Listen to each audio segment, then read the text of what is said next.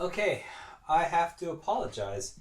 I actually did a lot of this work off camera, which was basically mixing a concoction of this, which is Crimson Guitars, Stunning Stains, Amber, water-based stain, with a little bit of this uh, sanding sealer by Crystal Lac, which also has a little bit of an amber tone, but I added just a little bit of extra pigment just to give the wood a little bit of extra deep darkness, a little bit richer color.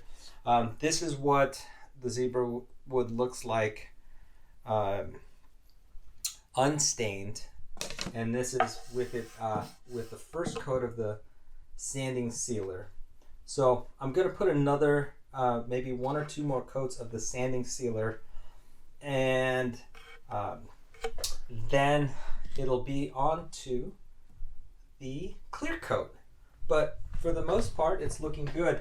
There's a little bit of warpage in this, but it's sitting pretty well.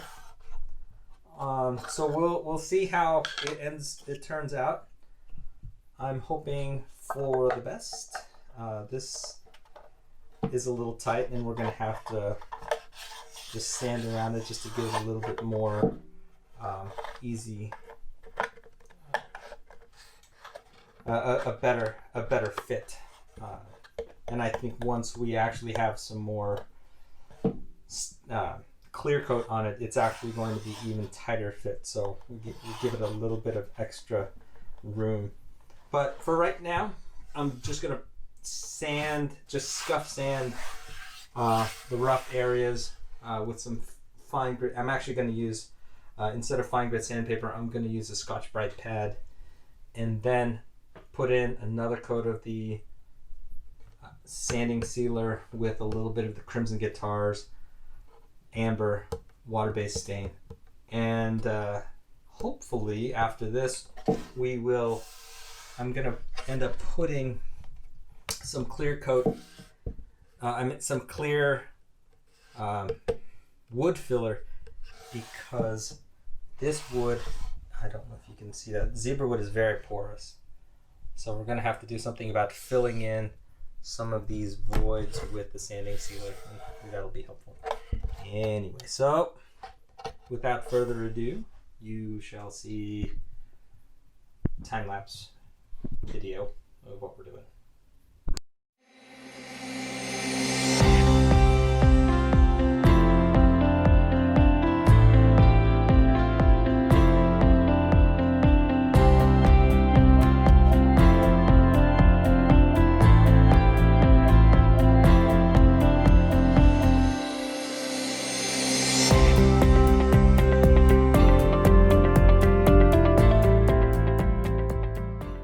Okay, so this is the guitar after I have used sanding sealer on the guitar itself. And like I had said in an earlier video, I did mix a little bit of amber pigment with the sanding sealer to bring out a little bit more color, and it looks great. Now, I don't know if you can see this, if it's going to come out, but you can see that the grain, there's a lot of imperfections in the grain that I want to fill, and I've used another type of sanding sealer in the past.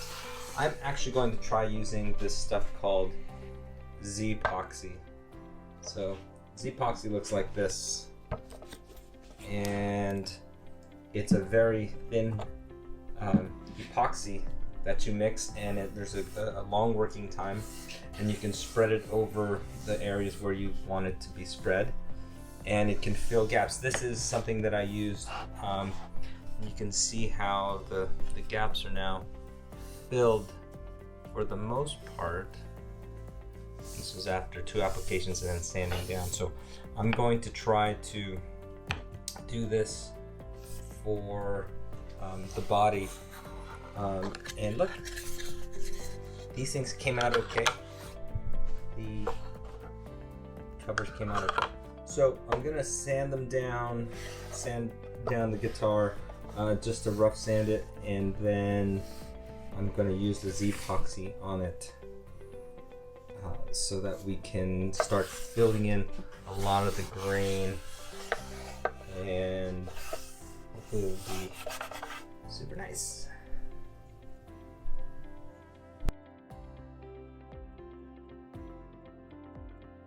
Here I am rubbing in the Z-Poxy with my fingers, and then I'll be spreading it out using a spreader, and then using a paper towel to wipe off the excess.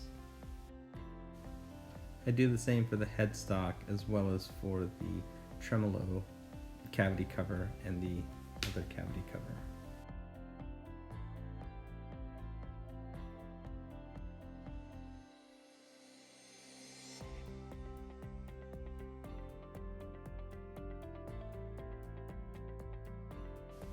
After the Z-Poxy has set, I scuff sand it once again.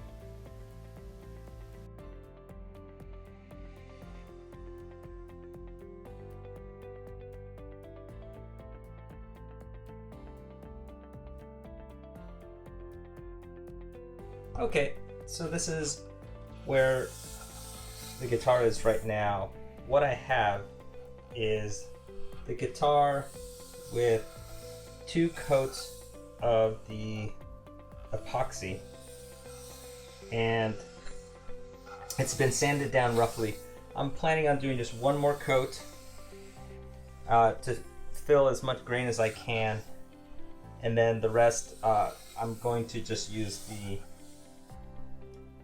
clear coat to fill the rest of the grain, and just put a lot more on there. So that's on that side. So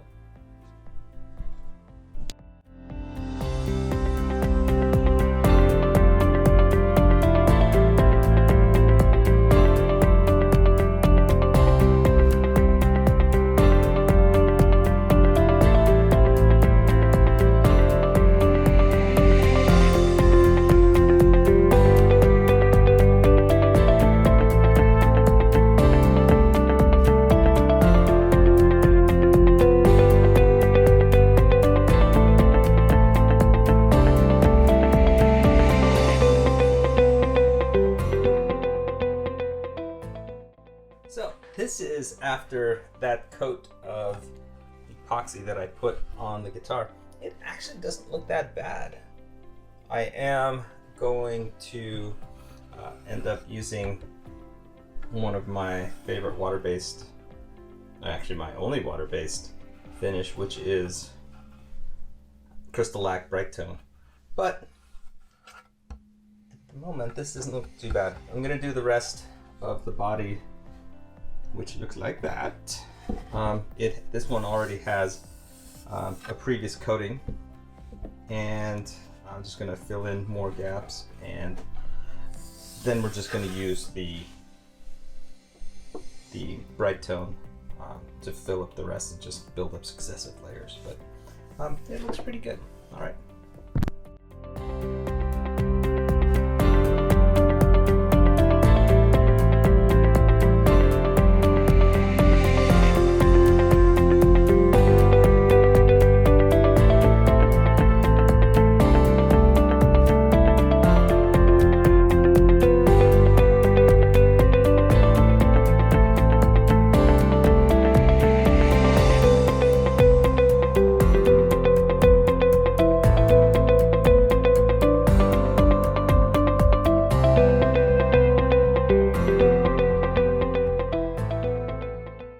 Okay, so here is a mock setup of what is ultimately going to be the guitar.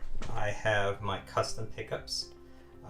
These custom pickups were made by Dylan from Dylan Talks Tone and Dylan Pickups. Very, very good. These are the center punch humbucker pickups, and they are meant to be coil split, with very good characteristics in their single coil position. So very excited to have those I've got my tremolo. I have just the just the knobs in place, just to have a look at to see what the guitar is going to look like, as well as the three-way switch. I do need to put the output jack right there, and I think I'm going to use a flush mounted one instead of a plate. But the next step is going to be putting the final coat. I have put on a sanding sealer and a little bit of grain filler, which I used as the Z-Poxy.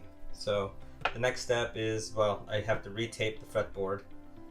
Believe it or not, I took off the masking tape just so I could take some pretty pictures of this before it goes back underneath the masking tape. So this looks so good. I'm so happy about this. It looks really, really good. I can't wait to actually start playing it.